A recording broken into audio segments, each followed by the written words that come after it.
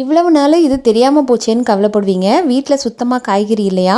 வீட்டில் 5 ரூபாய்க்கு வாங்கின பச்சை மிளகா மட்டும்தான் இருக்குதா? இந்த மாதிரி டேஸ்ட்டாக இது வரைக்கும் நீங்கள் சாப்பிடாத சுவையில் ரொம்ப ரொம்ப சூப்பரான ஒரு சைட் டிஷ் பார்க்கலாங்க. இன்றைக்கி நான் ஒரு 5 ரூபாய்க்கு பச்சை மிளகா வாங்கி இது போல் அந்த காம்பெல்லாம் எடுத்துகிட்டு இந்த மாதிரி தண்ணியில் போட்டு நல்லா அலசி வச்சுருக்கேன். இதே மாதிரி நீங்களும் பண்ணிக்கோங்க. இப்போது பச்சை மிளகாய் எல்லாத்தையும் நல்லா கழுவி வாஷ் பண்ணிவிட்டு இது போல் நடுவில் வந்து ஒரு கீரல் போட்டுக்கலாம். அப்போ தான் வந்து நல்லா வேகும். இப்போ பாருங்கள், எல்லா பச்சை மிளகாலையும் நான் கீரல் போட்டு வச்சுருக்கேன். இப்போ அடுத்ததாக ஒரு சின்ன எலுமிச்சம்பழம் சைஸில் புளி வந்து தண்ணியில் ஊற போட்டு வச்சுக்கலாம். இப்போ இதை பண்ணுறதுக்கு ஒரு கடாய் வச்சுட்டு அதில் 1 டீஸ்பூன் அளவுக்கு வெந்தயத்தை சேர்த்து நல்லா வறுத்துக்கலாங்க. நல்லா சிம்லேயே வச்சு நல்லா பொரிய விட்டுக்கோங்க. நல்ல கலர்ஸை வந்து வாசனை வரும். அதை வந்து தனியாக எடுத்து வச்சுக்கலாம்.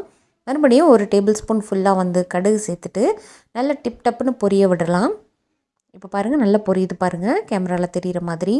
இப்போது வெந்தயம் கடுகு ரெண்டையுமே தனியாக வச்சுக்கலாம். இப்போது இதில் வந்து ஒரு 5லேருந்து 6 வரமிளகாயும் சேர்த்துட்டு நல்லா வறுத்து இதையும் தனியாக எடுத்து வச்சுக்கலாம். இப்போது நம்ம ஃபஸ்ட்டு வறுத்தோம் பாருங்கள், வெந்தயம் கடுகு இது ரெண்டையுமே நல்லா சேர்த்து மிக்சியில் நல்ல பொடியாக அரைச்சி எடுத்து வந்து வச்சுக்கோங்க. இப்போ பாருங்கள், இந்தளவுக்கு நல்ல பொடியாகவே இருக்கணும். இப்போ அடுத்ததாக ஒரு கடாயாக ஹீட் பண்ணிவிட்டு இதில் 2 டேபிள் ஸ்பூன் போல் ஆயில் ஊற்றிக்கலாங்க. நல்லா காஞ்சதுக்கப்புறமா இதில் 1 டீஸ்பூன் கடுகு, 2 கொத்து ஃப்ரெஷ்ஷான கருவேப்பிலையும் சேர்த்துட்டு நல்லா பொரிய விட்டுக்கலாம். ஒரே 1 டீஸ்பூன் மட்டும் மிளகாய்த்தூள், கொஞ்சமாக பெருங்காயப்பொடி எல்லாத்தையும் சேர்த்து நல்லா இந்த மாதிரி கிண்டி எடுத்துக்கலாங்க. இப்போ இது கூடவே ஒரு 10 பல் பூண்டு வந்து நல்லா இடிச்சிட்டு வச்சுருக்கேன், அதையும் சேர்த்துக்கலாம். இப்போ நல்லா ஆயில் பிரிஞ்சு வந்ததுக்கப்புறமா நம்ம கட் பண்ணி வச்சுருக்கோம் பாருங்கள் பச்சை மிளகாய், அதை சேர்த்துக்கலாங்க. நான் எடுத்திருக்க பச்சை மிளகாவில் சுத்தமாக காரமே இருக்காது. நீங்களும் காரம் இல்லாத பச்சை மிளகாவை எடுத்துக்கோங்க. இப்போது இது கூடவே ஒரு 1/2 ஸ்பூன் அளவுக்கு மஞ்சத்தூள் சேர்த்துட்டு நல்லா இதை வந்து பிரட்டிக்கலாம். நல்லா ஒரு 2 நிமிஷத்துக்கு நல்லா கிண்டிக்கிட்டே இருங்க. இதுக்கப்புறமா இதில் வந்து தேவையான அளவுக்கு உப்பு, அதாவது 1 டேபிள் ஸ்பூன் ஃபுல்லாக வந்து உப்பு போட்டுக்கலாம்.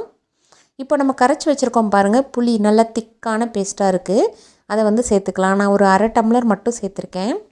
இப்போ இந்த புளி கூட சேர்த்துட்டு நல்லா இதை வந்து கொதிக்க வைக்க போகிறோம். இப்போ இது கூடவே ஒரு 1/2 எலுமிச்சம்பழத்தையும் நல்லா பிழிஞ்சு விட்டுக்கோங்க. எலுமிச்சம்பழம் இந்த புளியெல்லாம் இருக்கிறதுனால புளிச்சிக்கிட்டு நல்லாயிருக்கும். நீங்கள் நினைக்கிற மாதிரி ரொம்பலாம் காரமே இருக்காது. பச்சை மிளகாலாம் காரம் இல்லாததுனால நம்ம வரமிளகாவை வந்து எக்ஸ்ட்ராவாக இந்த மாதிரி அரைச்சி சேர்த்துக்கலாங்க. நீங்கள் எடுத்துருக்க பச்சை மிளகா காரமாக இருந்துச்சு அப்படின்னா இதை வந்து ஸ்கிப் பண்ணிடுங்க. இப்போது வரமிளகாவையும் சேர்த்துட்டு நல்லா மிக்ஸ் பண்ணி விட்டுட்டு ஒரு 5லேருந்து 6 நிமிஷத்துக்கு மூடி வச்சிடலாம். நல்லா ஒரு 6 நிமிஷத்துக்கு அப்புறம் நல்லா பச்சை மிளகாலாம் வெந்து இந்த அளவுக்கு ஆயில் பிரிஞ்சு வந்திருக்கு. இப்போ அடுத்ததாக நம்ம ஏற்கனவே வறுத்து அரைச்சி வச்சுருக்க இந்த கடுகு வெந்தய பொடியும் சேர்த்துக்கலாம். இது கூடவே கொஞ்சமாக ஜீரக பொடியும் சேர்த்துக்கோங்க. இப்போ எல்லாத்தையும் சேர்த்துட்டு நல்லா மிக்ஸ் பண்ணிக்கலாங்க.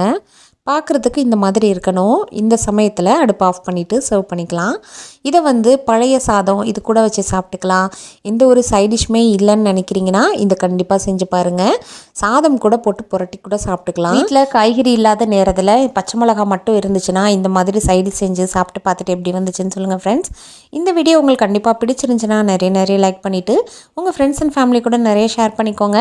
இந்த வீடியோ பற்றின கருத்துக்களை நீங்கள் வந்து பதிவு பண்ணுங்கள். இதே மாதிரி இன்ட்ரெஸ்டிங்காக யூஸ்ஃபுல்லாக அடுத்த வீடியோவில் சந்திக்கிறேன். தேங்க்யூ. தேங்க்ஸ் ஃபார் வாட்சிங்.